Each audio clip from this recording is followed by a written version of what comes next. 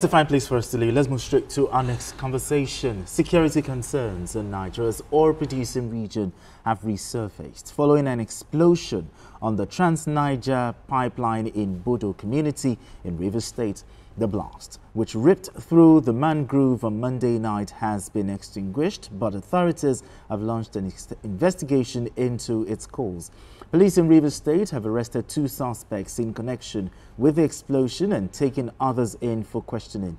According to the spokesperson of the Rivers State Police Command, Grace Iringe Iroko, security operatives on night patrol observed the explosion at the border of Po and Bodo communities and promptly alerted the Shell Petroleum Development Company, SPDC, which operates the pipeline. While investigations are ongoing, authorities are working to determine whether the explosion was an accident or an act of sabotage. All right, Majid, there was an explosion at the Trans-Niger pipeline, in Rivers State. Yes, the police said 2 persons have been arrested, but talk to me. Your thoughts on this story? Yeah, details are still a bit sketchy. Yes. But of course, we know it's a Shell Petroleum Development Company facility. That's the Trans-Niger pipeline that carries crude oil from one of its rigs or platforms. So, but basically, I don't want to believe that it is part of the fallouts of the political tension in Rivers that is causing this. I want to believe it's an accident which Shell has been able to put out, authorities have been able to put out. Of course, the police said they have arrested some 2 characters in relation to this. So, but until we have further details, I think I want to believe it should remain in the realm of speculation, speculation that I don't want to believe that it's an attack on the facility. Yeah, I don't want to believe that too. I don't. But tension is rising, and everything should be done to ensure that the positives that we are getting from the increase in our oil output is sustained, especially knowing fully well that the Niger Delta is very key to our meeting our OPEC quota and also the crude benchmark. So these are quite important, and we need all the peace in the Niger Delta.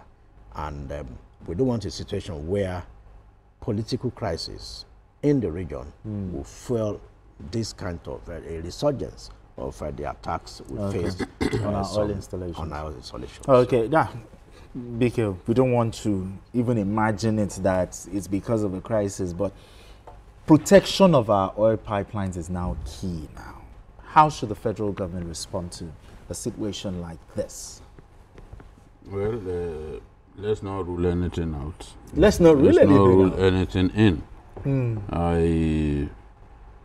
It is possible that this was carried out by some militants unhappy with the political situation in Rivers State. And those threats had been made again and again and again, And if you look at recent history of the Niger Delta, this sort of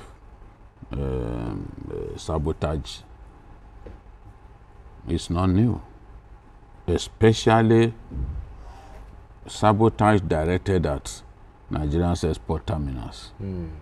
They can carry out attacks in the deep sea, deep offshore attacks they can carry out. They know where the export terminals are. The major export terminals, they know where they are. Pipelines are crisscrossing the Niger Delta area. Some of them on the surface of the earth, some of them buried under the sea. No, buried in the soil. On the soil, okay.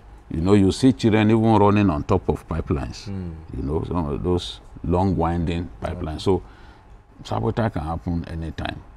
And beyond using technology, it is difficult for us to police those pipelines. You cannot completely police them.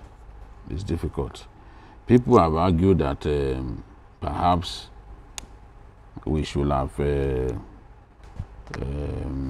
kept them buried far deeper in the sand than we've done now, because the way it is now is so easy to access. And sometimes it's even gas pipelines that these guys will go and rupture. And once you burst gas pipelines, you've wasted your time. You cannot. Exactly. You can't bottle it. Yes. You cannot. It's just a waste of time. You know. But at the end of the day, it will affect supply of gas to power stations. It will have all kinds of disruptive effect. So we want the crisis in the river states addressed, because I won't be surprised if these things begin to happen, because it doesn't take so much. These things are located in their communities. Even in Akwa Ibom, where we have so much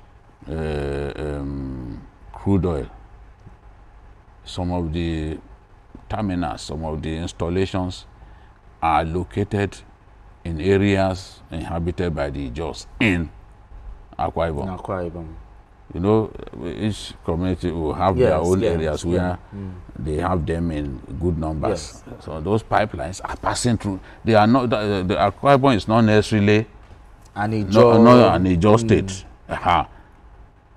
But they have Ijaw settlers. Yes, and these pipelines are passing through some of those places. So there is a need to, I'm not saying we should succumb to blackmail. But the last time that they did this to us, we had to find a way to resolve the matter amicably. And our oil output went up again. Absolutely. That is what I want us to do now. Exactly. Well, it's a fine place for us to leave it. BKO, thank you so much for joining us on the show. Moji Jani, appreciate you as always. Thank you. And that's it on Journalists Hangout today. Join us tomorrow for another episode of the program. You can watch the repeat broadcast of this episode tonight at 11. Join us on Sunday from 1:30 to 3:30 p.m. for Journalists Hangout on Sunday. We are on YouTube at youtube.com/TVC News Nigeria. I am Benga Oreshegun. Bye for now, and God bless Nigeria.